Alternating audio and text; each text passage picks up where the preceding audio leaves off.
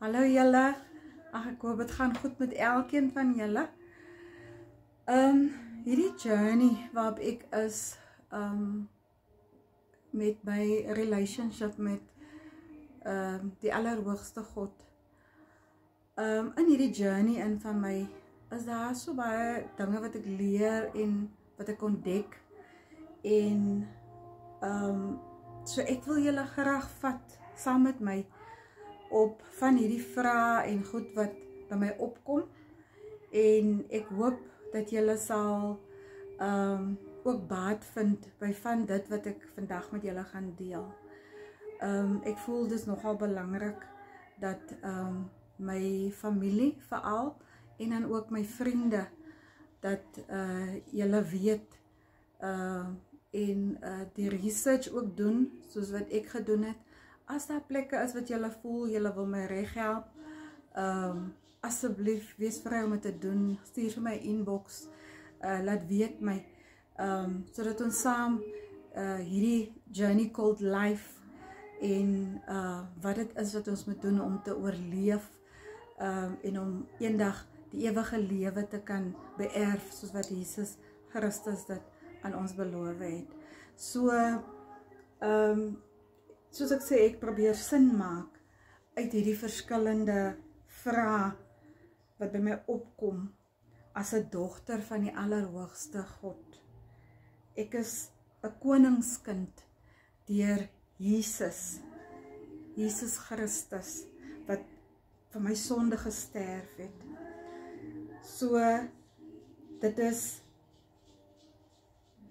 aan my so oorgedra vanaf my ouers en my grootouers, wat nou van my grootouers wat al reeds oorlede is, en aan my pa self, hy is nou ook al oorlede. Ek het hier 'n fotootjie van hom, en so dit wat ek graag met julle wil deel, gaan daaroor. Ek sal 'n foto van mami ook opsit op die video, en dat julle sien hoe lyk my ma, sy lewe nog, en ek is so dankbaar vir die Here vir haar. So, die vraag wat ek het, eerste vraag wat ek het is, wat het gebeur met die mense wat gesterf het in die verlede, voor Jesus gekom het, om te sterf vir hulle se sonde?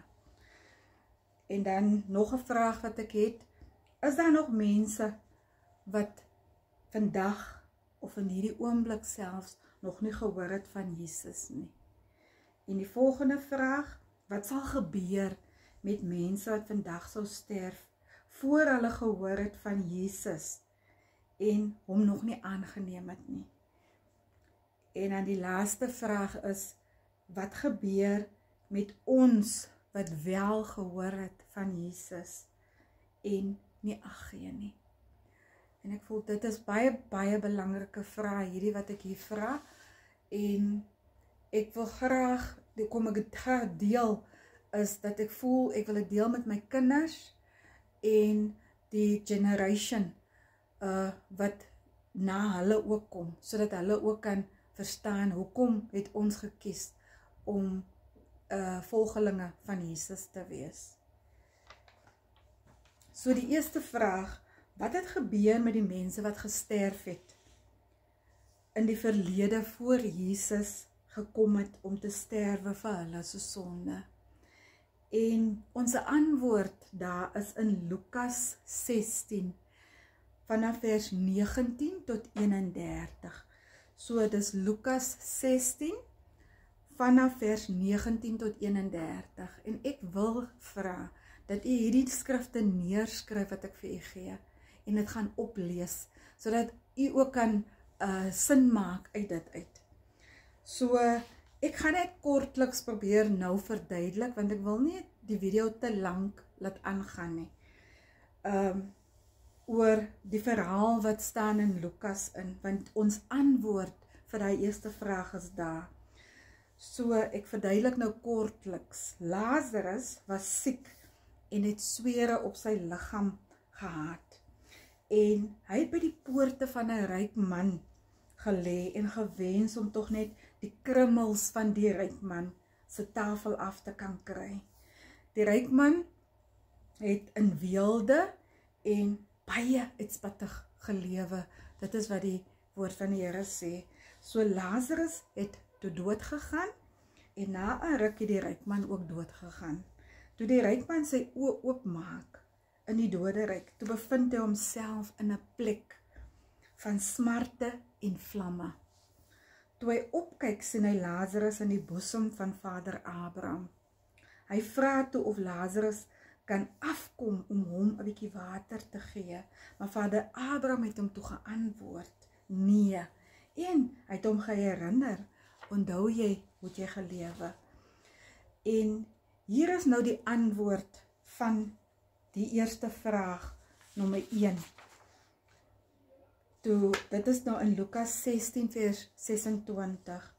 En by dit alles, sê Vader Abraham, en by dit alles is daar tussen ons en julle 'n groot kloof gevestig, sodat die wat hiervandaan wil oorgaan na julle, nie kan nie, en die wat daar is, nie na ons kan oorkom nie. So, by dit alles was daar 'n groot kloof tussen die heilige mense en die wat nou onheilig geleef het. En ek moet die storie verder vertel, want daar is nog woorde vir ons op van die ander vrae. So die ryk man het gesoepat dat Vader Abraham tog vir Lazarus moet dan terugstuur aarde toe om sy broers te gaan waarsku, want hy was bang dat sy broers ook gaan opeindig waar hy is, hier tussen die swaal en die vlamme. Maar Vader Abraham het hom weer eens geantwoord en gesê, nee, hulle het Moses en die profete. Onthou net daar, hulle het Moses en die profete. Maar die ryk man hou aan soebat. Toe antwoord Vader Abraham hom in Lukas 16 vers 13, maar hy sê vir hom, as hulle na Moses en die profete nie luister nie, sal hulle nie oortuig word nie, al sou iemand ook uit die dode opstaan. Let op, Jesus vertel hierdie verhaal voordat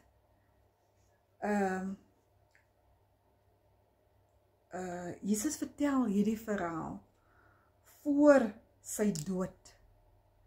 En hierdie verhaal is in die Nuwe Testament, voordat Jesus dood gegaan het, het hy hierdie verhaal vertel aan sy disippels. So, die gevolgtrekking wat ek nou maak uit hierdie uit, is met die vraag wat ons vra, wat het gebeur met mense wat gesterf het in die verlede, voor Jesus gekom het om te sterwe vir hulle sonde.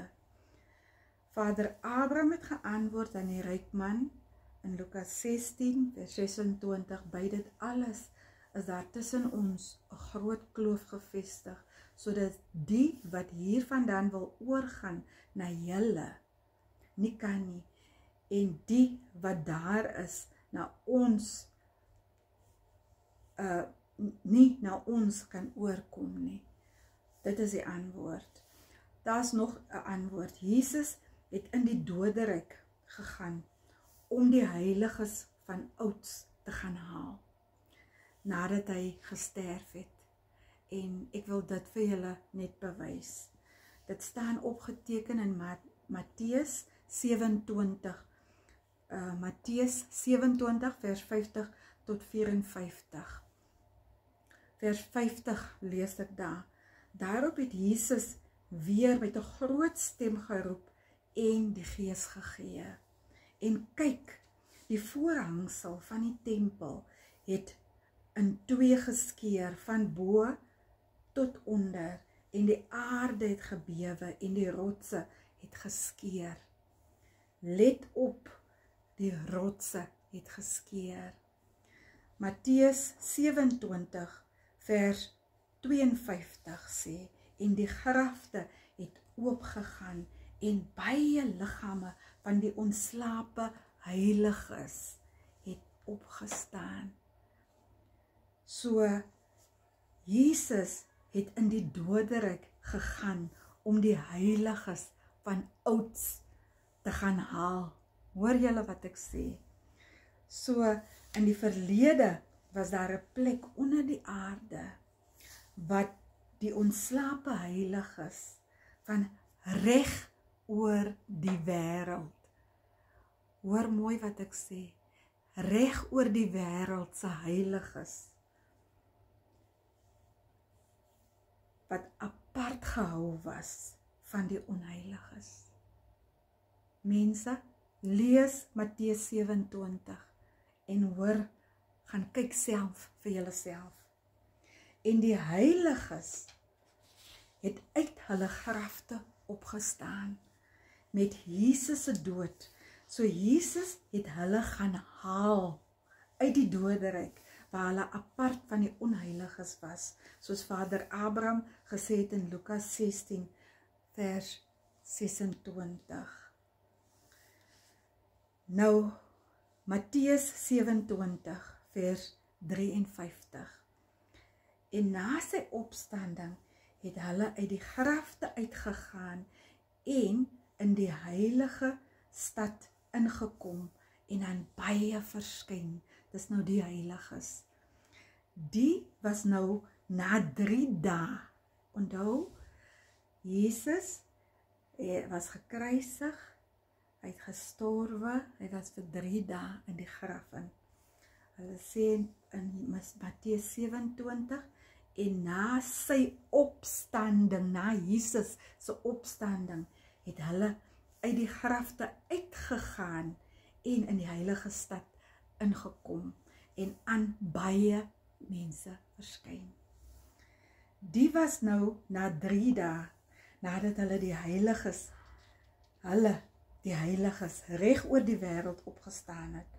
Almal van hulle het na Jesus se opstanding, na die heilige stad in 'n oomblik, dit is hoe ek dink, in 'n oomblik volgens Matteus 27 vers 53, was hulle in 'n oomblikse tyd in die heilige stad.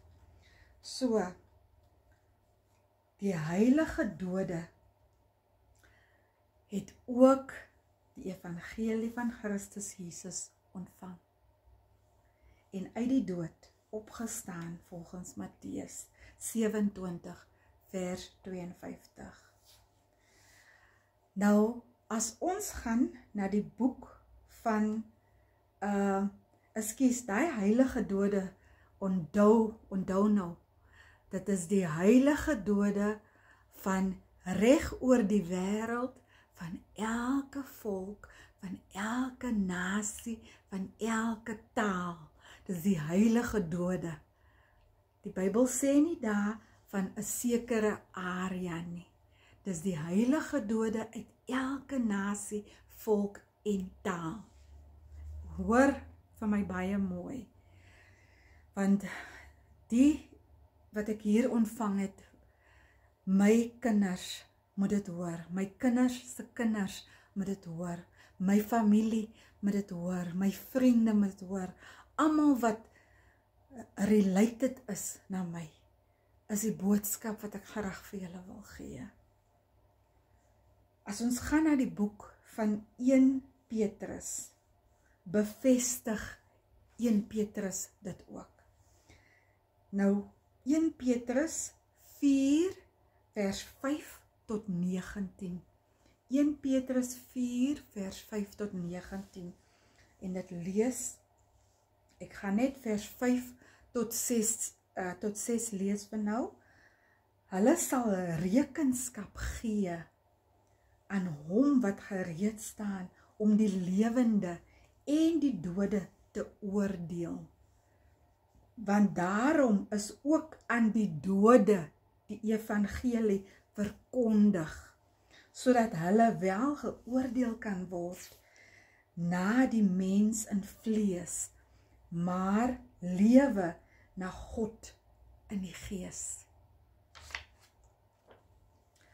As jy verder lees in 1 Petrus 4 vanaf vers 5 tot 19, sal jy verstaan hoe ons moet lewe teenoor mekaar, om eendag die ewige lewe met Jesus te deel. Maar ons deel nou met die vraag, wat het gebeur met die mense wat gesterf het in die verlede, voor Jesus gekom het, en om te sterwe vir hulle sonde. So die vraag is beantwoord in Lukas 16 vers 26, waar die Bybel sê, en by dit alles is daar tussen hulle en julle 'n groot kloof gevestig, sodat die wat daarvandaan wil oorgaan na julle nie kan nie, en die wat daar is nie na ons kan oorkom nie. Dis die eerste vraag, en ek gaan net hier stop met die eerste vraag, en dan gaan ons deel met die tweede vraag.